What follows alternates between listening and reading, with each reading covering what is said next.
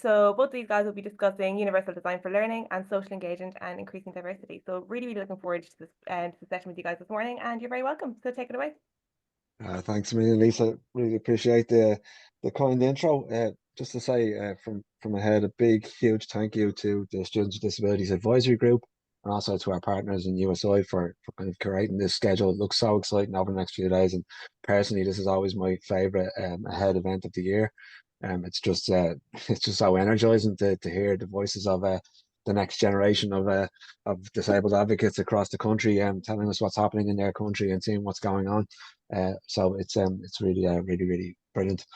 So I suppose today what we're going to do in this session, myself and Richie, is first of all, just as advocates, it's kind of really useful to get the bigger picture about diversity in tertiary education and see how that can link into the disability agenda in terms of ways we can advocate for that, for better inclusion of disabled people, but ways we can use the wider increasing diversity in our system as a kind of launch pad for that.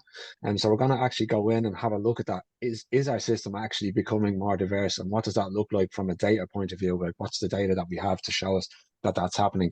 We're also going to introduce a universal design approach, which is a core part of AHEAD's approach to advocacy. We advocate, if you like, in two kind of strands. One is for a universal design approach, which is about recognizing the broad strands of human variability of all kinds of difference, and saying that we need to address our mainstream practices and the way we design our programs, our environments, our services in response. But then also we do more specific pieces that are directly around disability. So maybe that's much more around the specific individualized disability supports and maybe more specific programs. We talked about sport there recently, for example. So that's we kind of roughly break our advocacy into those two types of strands. So you might be kind of more familiar with the ideas around the more direct advocacy specifically for disabled students, but we want to just maybe introduce the universal design approach as a really useful frame for thinking about advocacy as well. And then in the last session, my colleague, Dr. Richard here is going to talk about how we can use research on the student experience to show why that approach is valuable. So in other words, we're going to look at some research that he's conducted over the COVID period and then into the post-COVID kind of post-lockdown study periods as well, and see what that means for us as advocates and how we might consider it. So we started, look, the idea that diversity is the norm. We kind of get this now as this is something that people say all the time. Diversity is the norm. We have to expect diversity, and we've come from our higher education system, I suppose, from a place where really it was the privilege of just a number of decades ago, a relatively small cohort of our society, to now where higher education is much more open to a much broader broader diverse pool of people. And that's fantastic news. So we're going to take a look at that part of it first, the good news part of it, and then I suppose the second half of our session is going to be looking at maybe where we haven't been so successful from a state point of view, from a government policy and practice point of view within our system in that. So if you can just click along there, Richie, that'd be great. Yeah, so we're just going to start with some numbers around further education and training. So we're going to start with our tertiary education system and look at both sides of that, which is our further education training system. That's things like our PLC programs, like our apprenticeships, those types of things. And we're also going to look at higher education as well. So we're going to jump between those things. So on this slide here, you can see that this is the broad diversity in the age ranges of our tertiary education population. So we often think about our student population as being school leavers, people who come out. That's the first thing that people tend to think of when we think about college population, but actually that's just not the reality anymore at all. We have a very broad range of ages, and that gives us something to think about when we think about how we design learning experiences, because the life demands of those people are very different as they grow older. Things change in their lives, and that means that we have to respond by changing how we design and deliver our education system. You can flick on there, Richie, please. So again, this is the same in our higher ed space. We can see here that actually higher ed, which is even more so, I think people think about higher education school leavers or higher education participants being school leavers. Actually, it's not at all the truth. So we have more than a third of our higher education population here are aged over 24. So that's the kind of cut off for what we would call a mature student. And then we have 11% of the higher education population actually disclosing that they have children as part of Eurostat survey. So this is all HCA data, which is telling us about the changing nature of our of our systems. Again, in terms of looking at then from other types of variability, we look at students coming from all over the world now to study in our higher education sector. We see that there's 14% of our students are international students. And when I say international, those are people who actually travel to Ireland specifically to study. And then we also have, from an ethnicity point of view, and this language, language around as ethnicity is the language used by the Central Statistics Office. So we have basically a quarter of our population are not from what we would class as the sort of traditional white ethnic Irish background. So this is again, I wouldn't necessarily agree with the framing of how they piece that language together. But you can see, actually, sorry, if you wouldn't jump back there for 1 second, Richie. Okay, sorry. So just to say, I think the key point here is how rapidly this is all changing. So you can see here that 24% is actually up from 13% in just 2015-16. So this is a rapidly changing picture that we're talking about. Our higher education system is being rapidly opened up to new audiences, new participants, and overall growing engagement across a whole range of metrics of different types of individuals. Moving on there, that'd be great. And that's the same in terms of an ethnicity point of view from our further education and training system. So we know from data from SOLAS that more than 1 in 5 of our learners in further education and training are nationals of non-EU countries. And that means, in other words, the majority of those are second language learners, is what we call them. In other words, their native language is not English. And again, that's something that really make us think about in how we design and deliver our learning experiences. Are we actually considering that in the way that we put them together? We also know from our FET data, I'd say this data has to be treated with extreme caution, but we know from FET data that 6.8% of enrolled FET learners disclosed at least one disability. I say it's to be treated with extreme caution because I'm absolutely rock solid certain that the reality is a lot higher than that, but just the data collection systems within further education training are really still catching up with a whole series of systemic changes that have happened. So the data, I would argue, is not very reliable in this regard, and that there's actually a much higher population likely to be in the FET system, but I just thought I would include it there as a piece. So moving on to our higher education system, this is where it gets really interesting in relation to disability. So the Higher Education Authority produces data around disability, and there's a number of different data sources that we have around the sector for the number of disabled students in a higher education setting. So this data source is from the HEA, and it's taken from what we call the Equal Access Survey, which is a survey offered.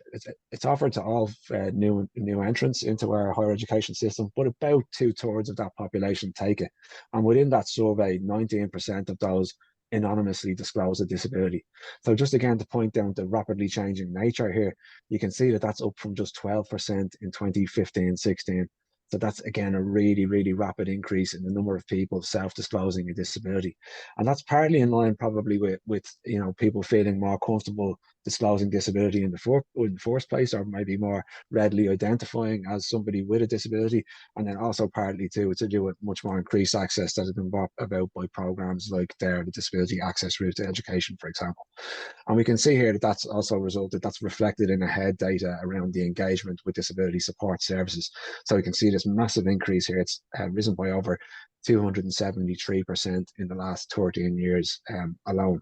So this is We Track data, which is basically a survey that we conduct with disability support services every year. We get numbers of the disabled students. We get breakdown of the disability categories that they're in. We get breakdown about things like exam accommodations and all sorts of other data.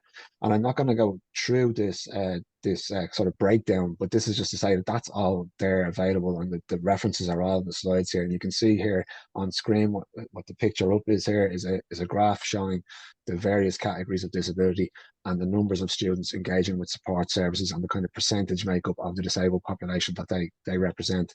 So you can see from the graph here that the largest cohorts in the disability cohort overall are those with a specific learning difficulty. So that's something like dyslexia, like dyscalculia, for example. We also have followed by that number is followed by those with a mental health condition, which make up about 20% of our disabled students have a mental health condition. About 12% of our disabled students have a significant ongoing illness, and so forth. I'm not going to get too detailed, but just as I say that even within the disability community, there's a massive diversity of experience within that. So that's really possible. Helen, I think Helen's just asked in the chat there, would it be possible to get a copy of these stats emailed to me? I believe they're on the website, Quiva, is that correct? Yeah, they are. So the slides are on the website. I can link it to you now in the chat. One sec. And I think the link was probably emailed in advance, so you probably have it in your inbox already, Helen, but it's certainly there on the website. So in terms then of other types of diversity of experience, of life experience that we think about in our higher education systems, this is a really interesting one, is that 28% enter higher education through non-traditional entry routes. So when we talk about traditional entry routes, we're talking about the Leaving Cert, CAO system through that way. So 28% are actually entering through things like mature entry, through, for example, access programs, through things like the Disability Access Route to Education there or here, which is the same program and more targeted at socioeconomically disadvantaged learners. So we're starting to see again this really interesting pattern emerge where we have this very fixed idea of what higher education is, how people come into it, how people experience it, but actually it's not based in reality anymore. You know, that's really changing fast.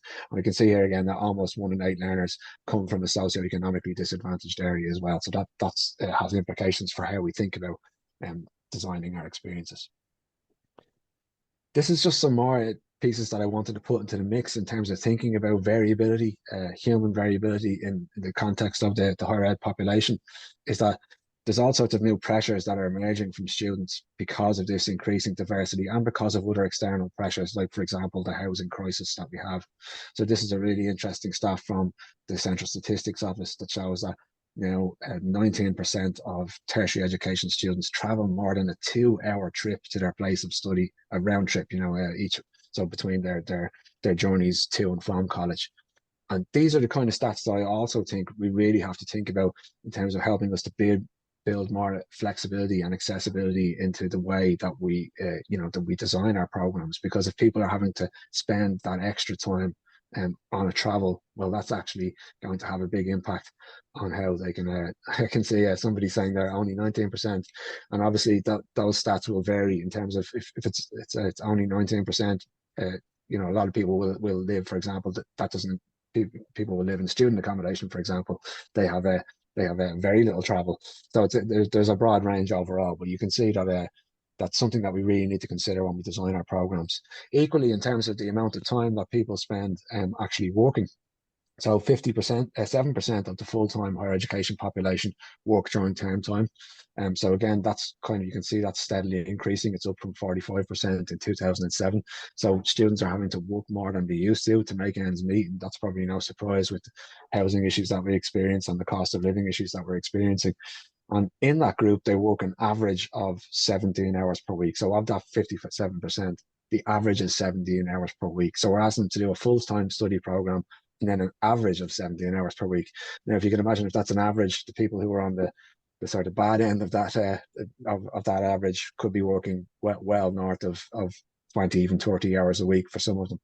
So we really need to think about the load that we're placing on students and how we can help them to balance that load much more.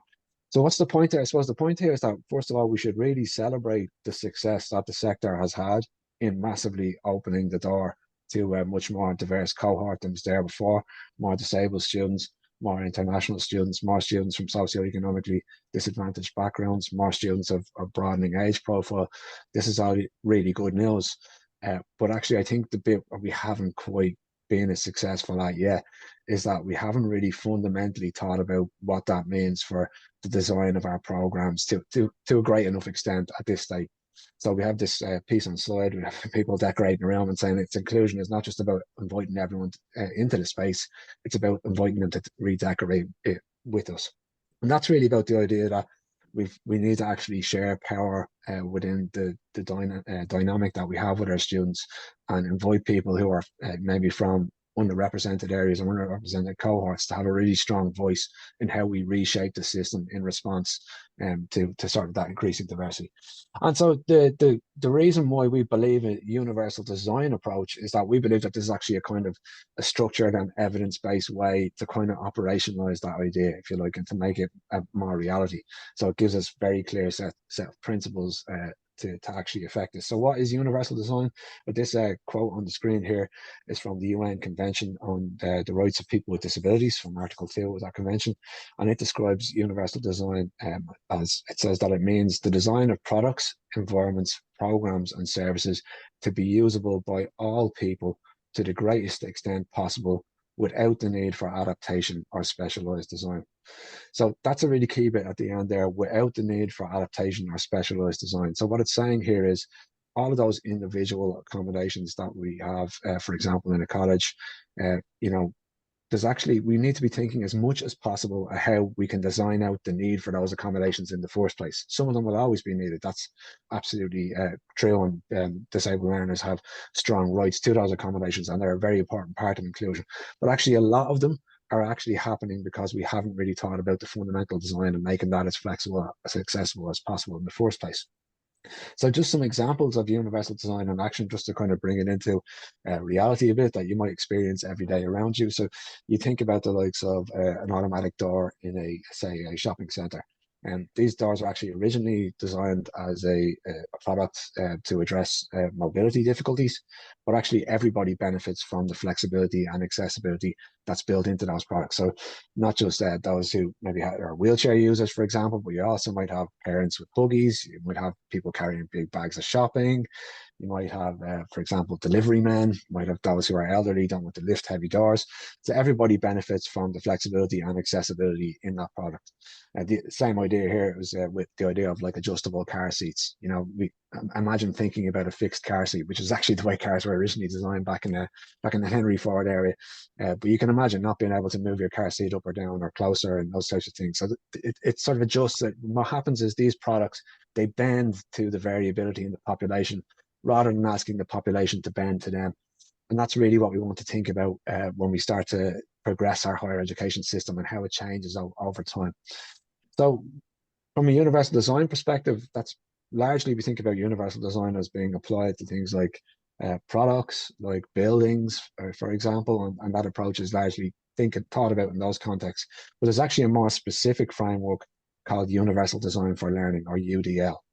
And that's developed by an organization called CAST, which are a research team based out of Harvard University.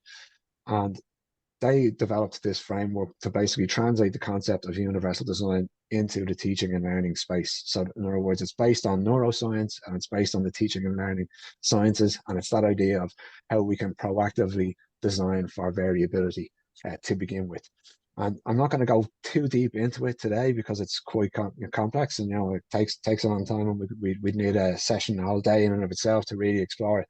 But just to give you the highest level of it, it's basically based on 3 core principles, and that's the first principle is around providing multiple means of engagement.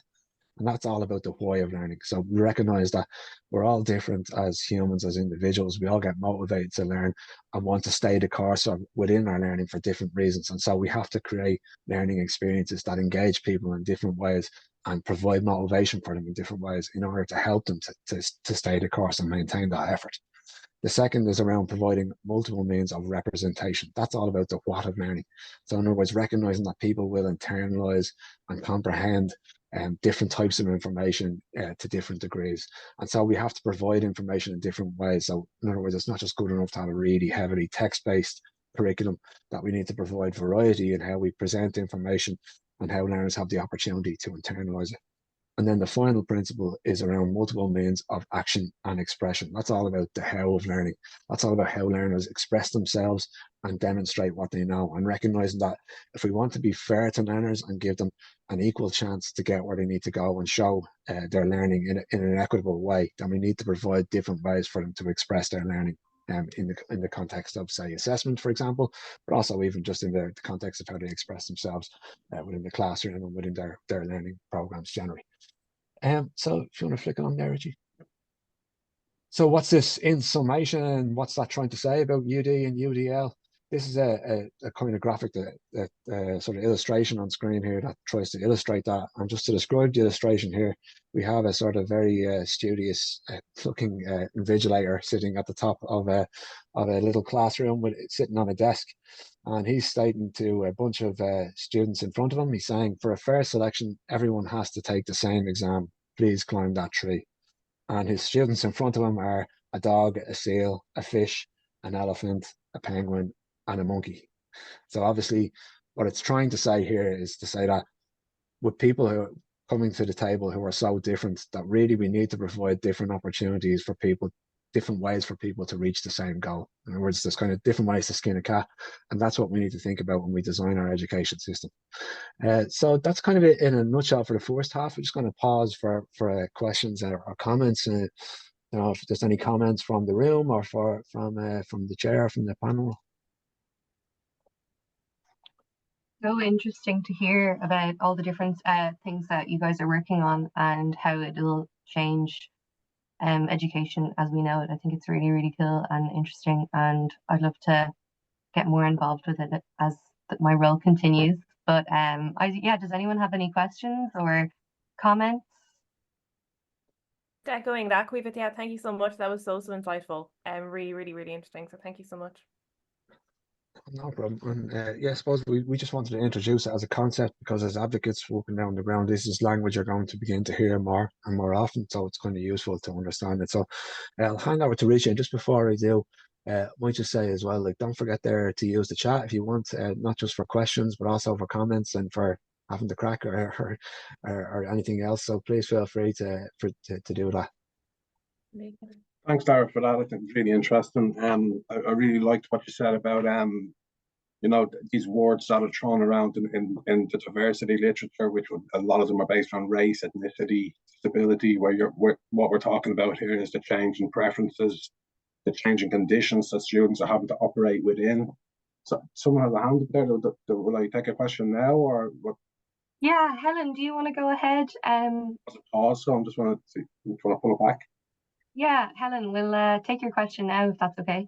I was very interested in the statistics there that Dara went through with regards to the further ed and training, because as we can see, and from what I'm just learning every day. I'm new to the scene myself, and I'm learning every day about all this. But we can see that Simon Harris is investing so much money in the further education sector, and he's investing a lot of money in the tertiary programs, in particular, that further education and training centres are, you know, starting up and running.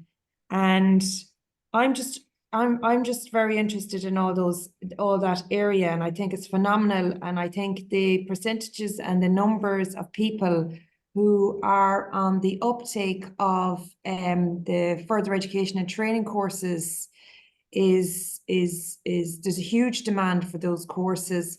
And also I also understand that, you know, you said people traveling. I know I'm in the west of Ireland, and I can see, you know, back in the day I went to Dublin and it was the thing to go to college in Dublin, and I spent a good bit of time up there and all. But it seems that students want to go to their local further education and training college, and then they may proceed to third level. But that seems to be the swing that has taken down here in the West. And probably because what you've mentioned is because accommodation and the cost of living, etc., etc. So I'm very intrigued with the development of the further education college, and also its expansion, and I suppose its link with the ATUs now as well. So it's very interesting, and the whole thing as well of the universities reserving places for students who you know do go through that system of the further education. Yeah. It's very interesting. Yeah, I agree, Helen. I think it's a fantastic initiative. So just for people who don't know, there's a new initiative towards what we call the unified tertiary education approach. So it started with a pilot last year of, I think it was somewhere in the region of 20 programs last year that begin in further education and finish with a degree in a higher education setting. And we have, I think, recent announcements just in the last week or two of another 40 programs coming this year. And I think that's a fantastic piece, because it does overcome the sort of CAO nightmare that a lot of people have to engage in. And so a lot of disabled students would be disadvantaged by the sort of lack of accessible approaches within the primary and secondary system, and have a disadvantage within the final exam because of that, because the leaving cert is so rigid in and of itself.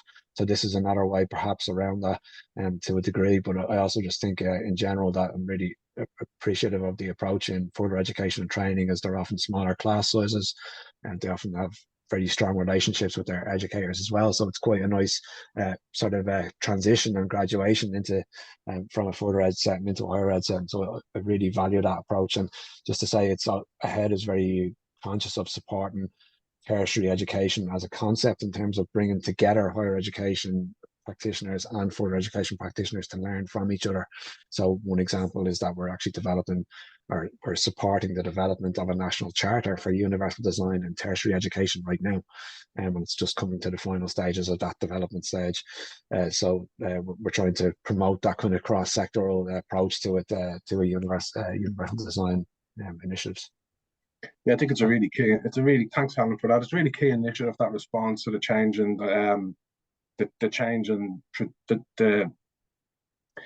the traditional Irish student becoming a misnomer. I mean, this elite white third level education student is gradually becoming a misnomer, and it's, as Dara said, it is due to the welcome work of things like the National Access Plan. But we've also got to do more. We've got to explore the narrative and the experience of that is an outcome of this increased diversification in the student body. So at point of entry, it's all great having 270% in 273% increases, but we've also got to explore how does this impact upon the journey through third level education. So Dara has really discussed how the student body is massively diversifying through a number of different areas. So why am I talking about changing landscapes on pandemic research here, and where does it fit? So I'll just briefly explain why and what it is first. So changing landscapes was part of a 3-project initiative that explored lockdown learning. We won't call it post-COVID because technically it's still around. So we call it post-lockdown, pre-lockdown learning. So what differences did it make? And from our perspective, for disabled students with all these massive changes that were coming in. So usually diversification and changing narratives would be a long-term research project. It'd be something that would, because changes like this don't occur in a vacuum. They're linked to broader economic, cultural, and societal context. But the pandemic gave us an ideal opportunity to explore this narrative, to explore the increase in diversification and the response and capabilities of institutions and educators to this diversification. And what we've seen, there was 3 projects, 1,506 students altogether. So quite a mixed method as well. First 2 were survey, and the last one was mixed method. So really a nuanced overview of what the lockdown learning was like. Now, why is lockdown learning important to this research? So why is pandemic research relevant?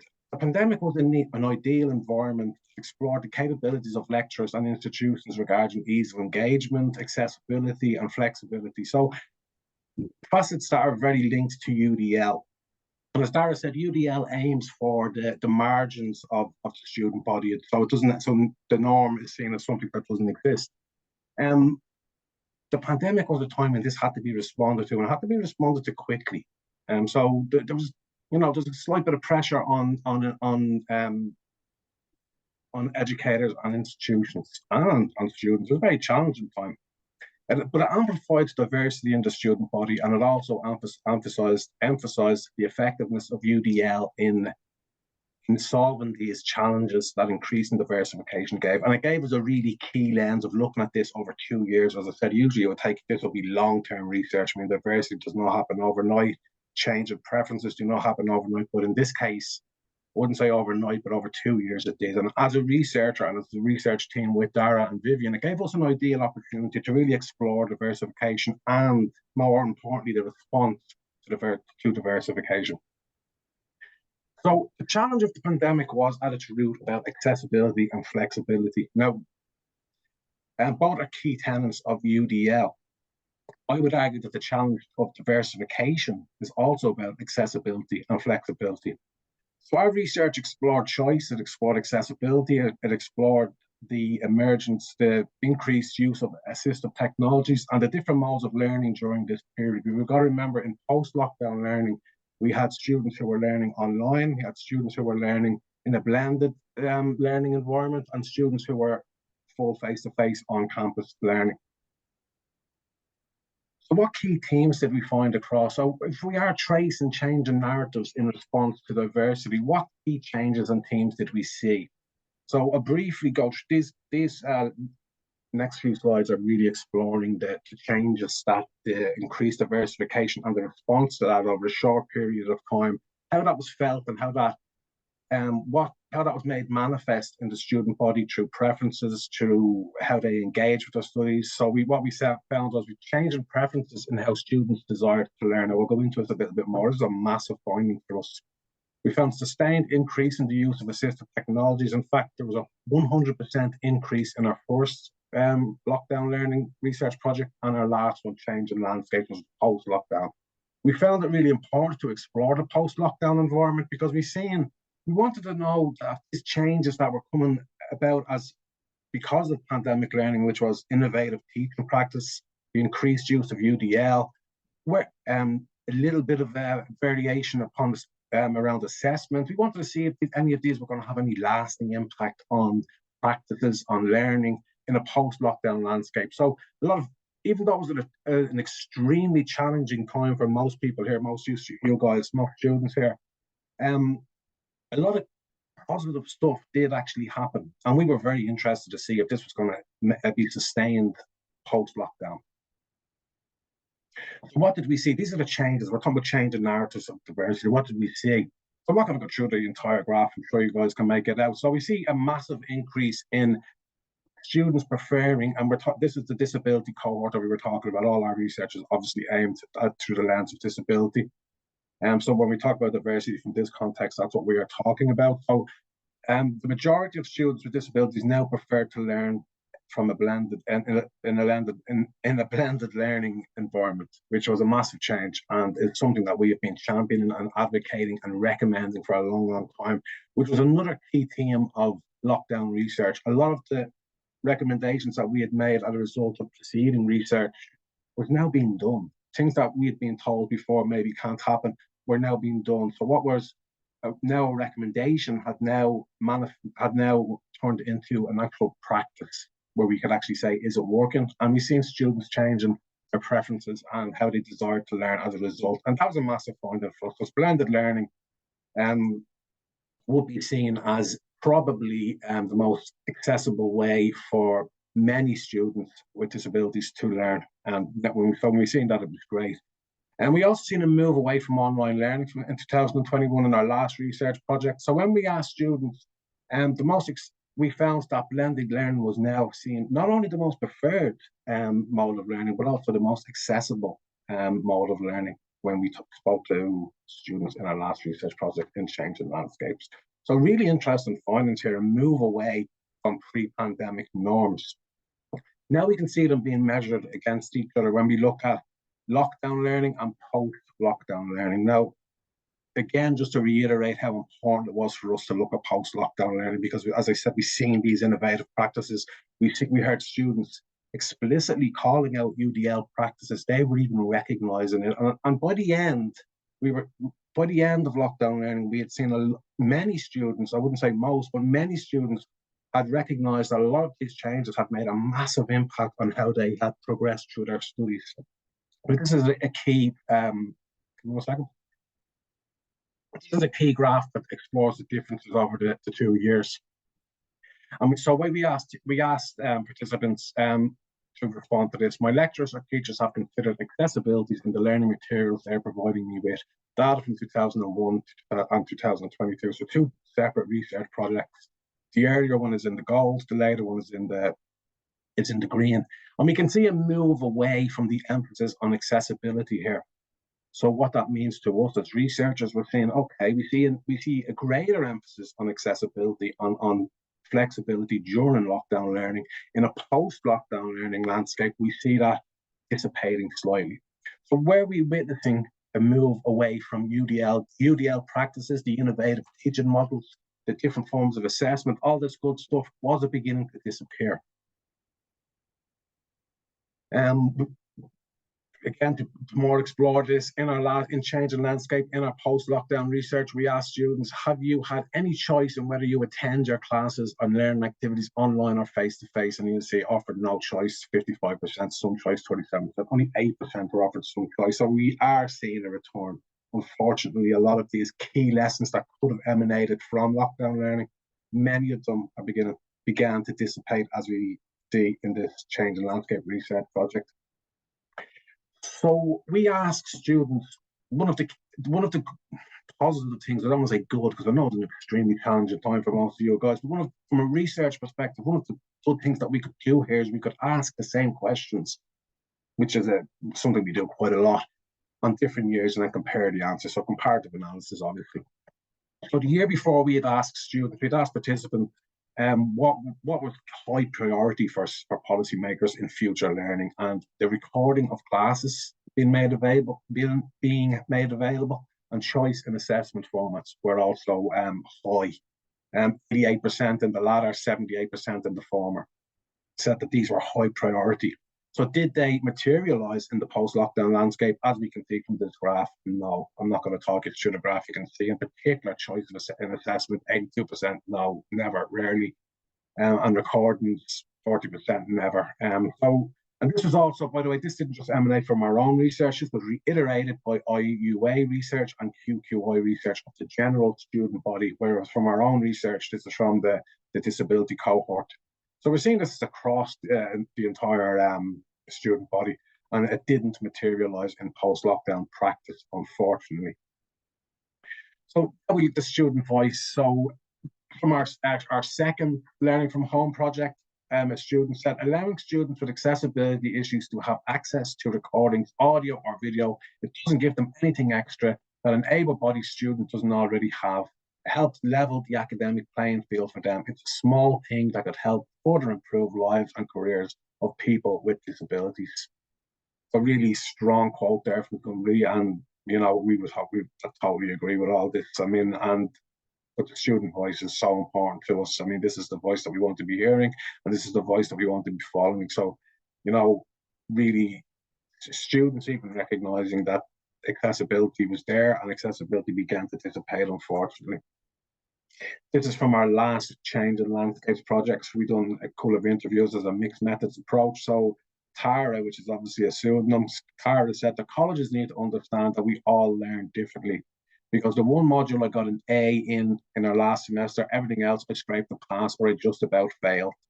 There was one module I got an A in. It was a lecturer who was really involved with UDL, Universal Design for Learning.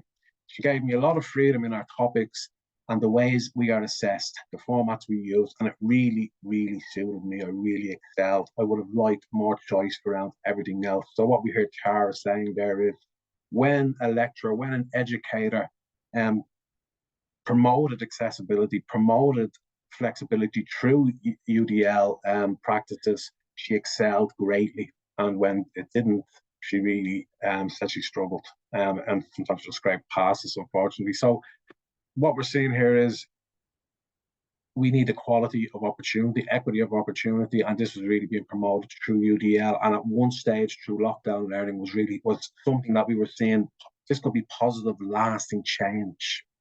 So what we will look at now is I've kind of shown that it wasn't really made manifest in post-lockdown learning. We've seen fantastic responses to challenging times during lockdown learning, many based around UDL, many based around accessibility, and many based around flexibility.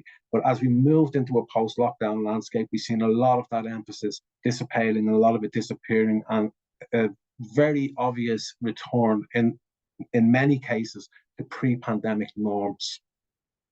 So why is UDL important in a space of change in demographics, and why should we, well, talk in layman's terms, why should we continue to promote the findings of lockdown learning and use it as evidence, use it as empirical evidence that UDL levels the playing field for students with disabilities and for all students? It's not a disability model, it's for all students.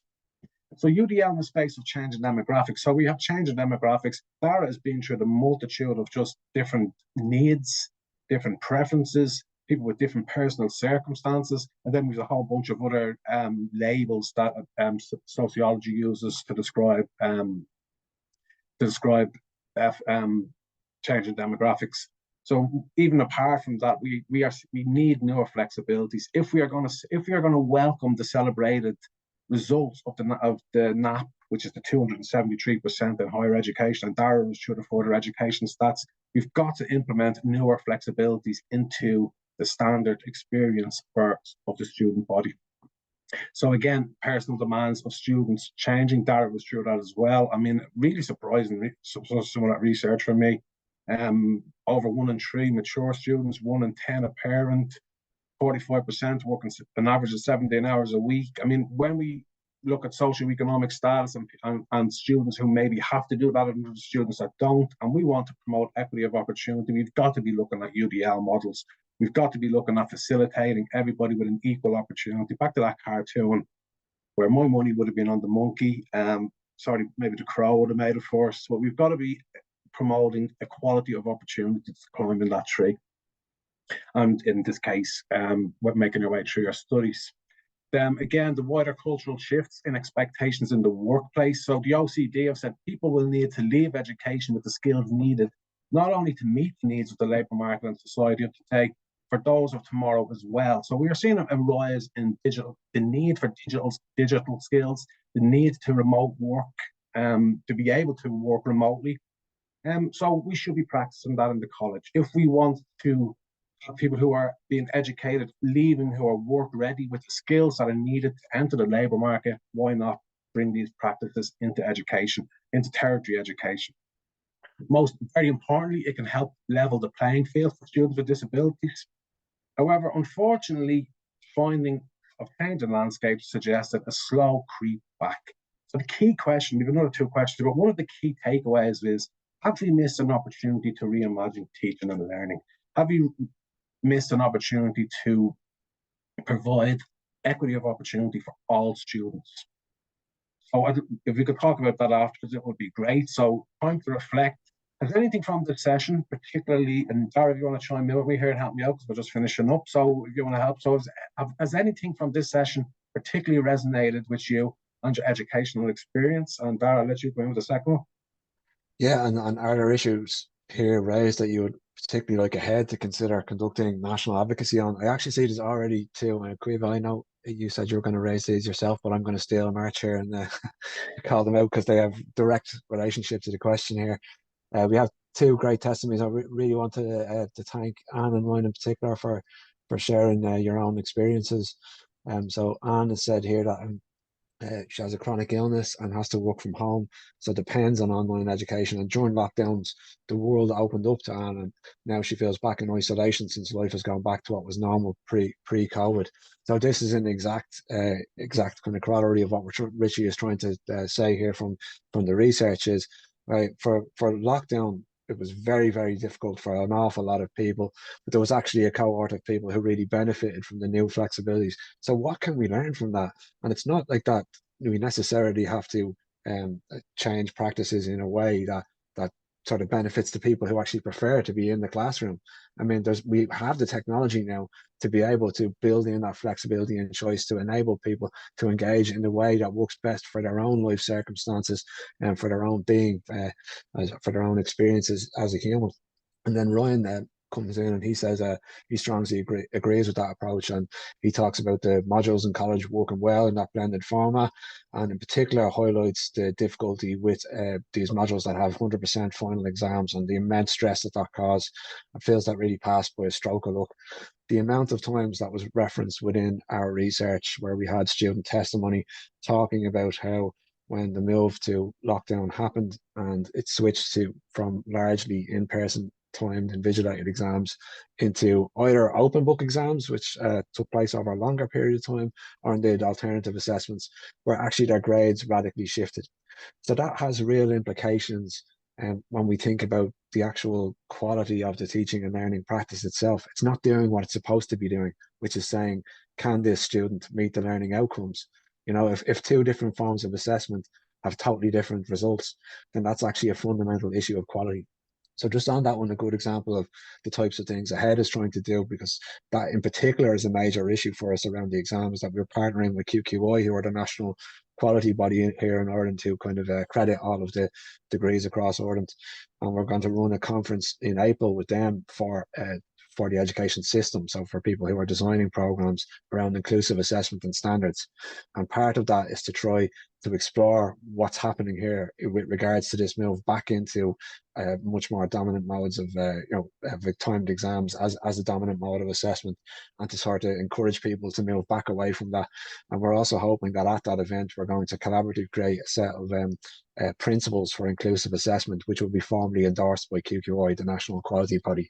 That's one of the ways we hope to begin to encourage people to do more on this. So I also see there's a really nice piece in the chat there from Elizabeth. And Elizabeth is from Australia. Hi Elizabeth, it's great to catch up this year again. And she's talking about making the case for recordings in Australia and talking about some of the feedback. So she's posted a link in the chat there if anyone wants to hear the feedback from students on that from an Australian context. So it's interesting to see. Michaela there has talked about learning during COVID changing everything for her. It's the first time she wasn't struggling and burnt out, was actually succeeding in classes. And again, that was something we heard time and time again. I'll never forget this time myself and Richard went to a conference in the Netherlands, and we had some great student testimony there, and he put a really useful a frame on it, because the discussion was all about hybrid learning and whether hybrid learning should be retained or not. And his statement on it was actually the argument and this discussion about whether we should or shouldn't go back to hybrid learning and give those options is actually a discussion on my right to education. I thought that was a really powerful way to frame it, and something that we've been trying to take into our own work ourselves. I don't know, Richie, have you any thoughts on those comments? And we might open up to the floor if there's anybody who wants to come in by voice either. Yeah, I mean, we've been through a lot of things before. I find a lot of them very disheartening. To hear people struggling with something that they know is available, no longer being available, it's quite unfortunate. Obviously, we keep working away to produce this research, and obviously, that report is available online. That data, if anyone wants to bring that into their own self-advocacy work, because that student voice for me is where the change will emanate from, I think. Which is why we always bring a few voices in, a few quotes in at the end, because they really, you know better than us guys. You know what's going on the ground. You know everything that you know what's going on better, a whole lot better than us. And just as well to add some balance to it, like because I know sometimes we can get into this conversations like this, we can get into maybe singling out different cohorts of like, oh, our academics are not doing this, or academics. I should also say that like the system overall, like academics, many of them are under precarious contracts. They have no safety in their roles, and so they're reluctant to go to a system of recorded lectures because they're afraid that those recordings will be used to replace them as educational content in future. So that's an issue.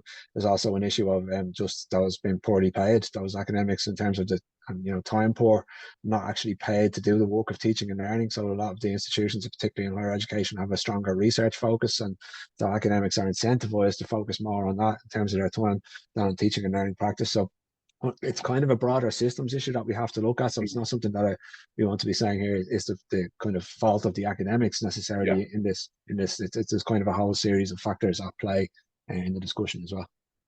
Yeah, it's a far more complex issue than just them being withheld. Sorry if I gave that across, but as far as Dara explained, it's far more complex. But if we keep producing that evidence, maybe we can help with eventually get the systemic change that's needed to level that playing field for everybody. We had a little glimpse of it for 2 years. The facilities are there, so as Dara says, it's much more complex than just not giving something to people who need it. Right, I think we're probably just hitting our time nearly. So Richie, if you want to kill your slide share there, we might hand back over to the chair. I was gonna ask, thank you so much for that, guys. That was amazing. It's so interesting to hear what you guys are doing and the research that has been done already, and great to hear from everyone in the chat, all their contributions of their personal experiences and stuff. Really, really good. Now we're gonna have, can you guys see that screen? Yeah. We're gonna have a comfort break. from 12:35 till about 12:55. And we'll come back and we will be having our postgraduate session with Vivian, Alexa, Aoife, Sarah Ann, and Sinead. And their slides are available on the website as well, which is linked in the chat. And I'll keep this slide up on the screen, so if anyone's dropping in and out, they know when we're back. Caoimhe, can I just ask a question there, if you don't mind? Of course you can. That's what questions are for. Come on, hit me. I just to go back on your point there, Dara, I've come from further ed to third level education, and for like my experience of the further education, it was all formal exams, like written exams, but for the course I'm doing now, it's all continuous. And to be honest, I find the continuous assessment a way more easier than a formal exam as a student with a disability and a student with eyesight problems. Yeah, that's really interesting to hear. You hear different reports about the sort of dominance of the exam in different contexts. There's probably a sense out there. A lot of people would think that, or have a concept of further education being the opposite. They would think about that experience as more, have a tendency to be the opposite. So it's really interesting to hear your experience is different. That actually you're going in and the dominant mode is the exam in the further ed setting, but when you got into higher ed, it's different. So just Stephen, your experience actually and your desires and your preferences actually echo the broad student population. It's not just disabled students. There's actually a whole swathe of research from a whole swathe of different bodies that suggests that students are much more preferable to continuous assessment overall. Now, there's also research to say sometimes that continuous assessment haphazardly done brings its own problems in terms of, for example, if it's not well planned, you tend to get a lot of bunching of assessments, whereas you're being over assessed, you're being assessed all the time, and as you're being assessed from different cohorts, that can be a problem as well. But overall, in general, it's fair to say that there's a broad body of literature that supports your preferences like that. It's not just it's not really just an issue for disabled students, although disabled students may be more negatively impacted by it perhaps than the general student population. So that's something that we're really keen to try and play a role. Obviously, we're only one voice in this conversation nationally, and the whole sectors are very big beasts to move, but certainly that work with QQI and others, we're hoping to bring new perspectives in that can shift more people in the direction of moving more towards a continuous assessment approach, and more towards alternative assessment as well, because even with continuous assessment, there is a heavily reliance on text-based essays as a dominant mode within that. The research also points to that. So we're also encouraging educators, where appropriate within their programs, to design in other forms of assessment that that might bring different formats into play. I think the different opinions as well. Just be quick on that. I think different opinions as well there really promotes the idea of choice there as well, and that some people actually prefer the end of term exams. And quite a lot of people don't. So the real obvious answer is a little bit of choice to some level. It's not we'll solve a lot of that. Sorry, just say just before we go, quickly you'll kill me, but just there's a question back for Stephen from Helen. I think Helen was just wondering, was every course in your further ed place, your further ed course exam based? Was it every module? Yeah. So Helen, yes. To answer your question, yes, it was. Every module was exam based, but then when I went to MTU, it's community development I'm doing. So the course is continuous assessment. There is no formal exam at the end of the 3 years, and they've added on a level 8 as well. So as far as I know, there won't be a formal exam at the end of that either, which makes it a way more easier and more accessible for people with disabilities and the wider population. One comment on that just as well, to add some context as well, that is that like further education would have a reputation for being quite an inclusive sector in terms of their willingness to support learners and do things differently. But there is actually sometimes a difficulty for the educators on the ground, and that a lot of the courses are accredited by bodies that are outside of their control. So in other words, there's a lot of stuff that's very prescriptive for them to follow, so they often don't have the ability in the local centres to change their assessment format. Whereas in the higher education space, they usually do have much more control, because the quality assurance, this is very technical now, but the quality assurance system in higher education systems is done locally within the institution. So it means that they have a bit more control to be able to change things up and provide that alternative assessment. So perhaps that could have been an issue maybe in your program without you realizing it, that some of the educators may have been responding to a very strict program descriptor, you know. So that's something, again, through this work with QQI, we're hoping to try and challenge and see if we can open up the conversation a bit more. Amazing. Thanks so much, guys. I'll let you all have a 25